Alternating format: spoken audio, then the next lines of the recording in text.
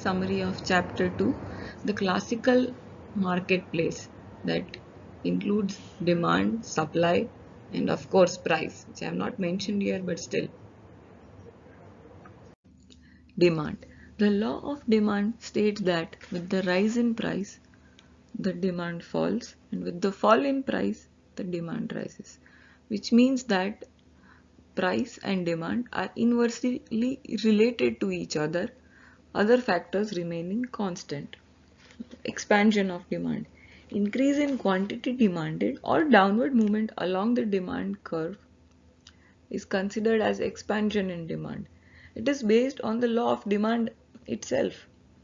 Thus, the rise in quantity demanded due to the fall in price of commodity is known as expansion of demand, and contraction of demand can be explained as the fall in the quantity demanded due to the rise in demand.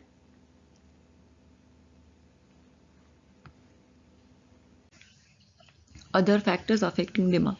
Other factors affecting demand are price of a related commodity, which means that the price of substitute or complementary goods can also affect the demand. Secondly, income of a consumer. If the income of a consumer increases, it means his purchasing power has increased, which means he might think of buying the things which he might not have been usually buying. It can also change his taste and preference with the increase in income, but it is not necessary though.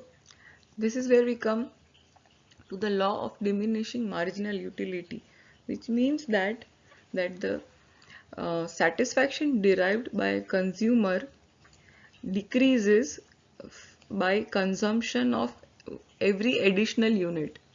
In simple words, as you consume more units of a commodity, the satisfaction or utility derived from the product decreases and so if we were to display this in a graph, it would first go upward, and then if you consume more units, then it would gradually just go downwards. Exceptions to the law of demand. So exceptions are inferior goods or giffen goods, which are also a special category goods wherein the demand for a commodity falls with a fall in its price. Then goods which are expected to become scarce or expensive in future. These goods are purchased by household in increased quantities even when the price is getting higher. Then the goods of ostentation, which is the goods which are usually bought by people for status symbol. So even if the prices of such goods go high, people would any which way still buy those goods, like for example jewelry, iPhone, BlackBerry, that used to be a status symbol once upon a time. Necessities, of course, even necessity is one of the important exceptions to the law of demand, because no matter how much price rises of the necessities, people are still going to buy those. For example, food, then petrol. These things have very low elasticity also, that is why.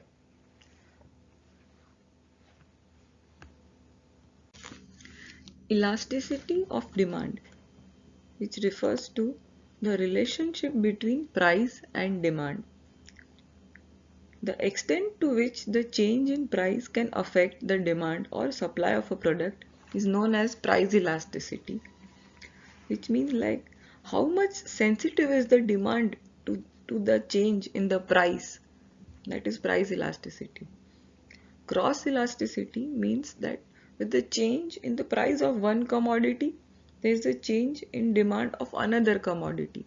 So this usually happens with substitute goods, and which have high positive elasticity, cross elasticity. Then comes income elasticity, which states that the change in quantity demanded for a commodity due to change in the income of consumer. So when the consumers have more income, they their demand for a particular kind of good increases. This refers to income elasticity. The law of supply. Unlike demand, there exists a direct relationship between the supply and price. So, when the supply of a commodity is excess, the price of the commodity becomes low, a positive curve.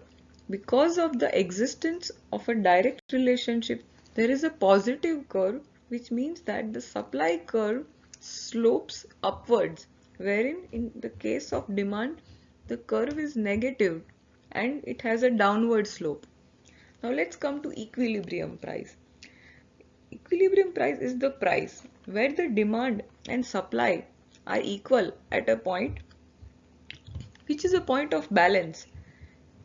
If we were to represent it graphically, it would be a point of intersection of the two curves, wherein the quantity of goods supplied is matching up to the quantity of goods demanded.